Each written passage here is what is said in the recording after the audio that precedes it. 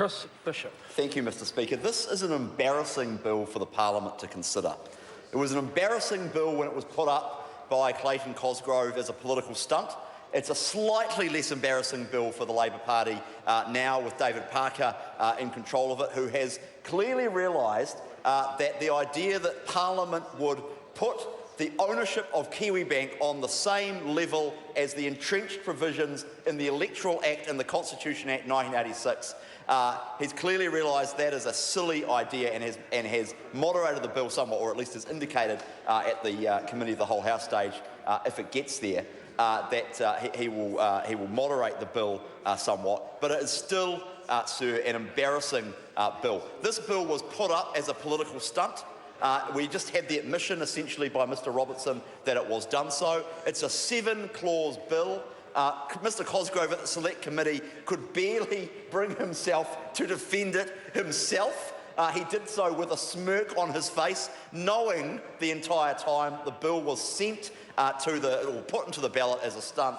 It had the good fortune to be voted on at first reading and sent to the committee. We received on the Finance and Expenditure Committee, I think, 15 submissions, 7 of which were form submissions. So, having put the bill into the ballot and having had the good fortune to have it drawn and having had it sent to the Select Committee, the Labour Party cared so little about this hugely important constitutional issue of the public ownership of Kiwibank. They couldn't even be bothered to organise form submissions through a website to blockade, or not blockade, but at least avalanche or bombard the committee, the Finance and Expenditure Committee, with a lot of submissions. They couldn't even be bothered to do that. So this bill was an embarrassment when it was drawn. It was an embarrassment when it was debated at first reading, and it remains an embarrassment today. And it is actually to the credit of Mr Parker that he has realised that and that had the misfortune to inherit this bill.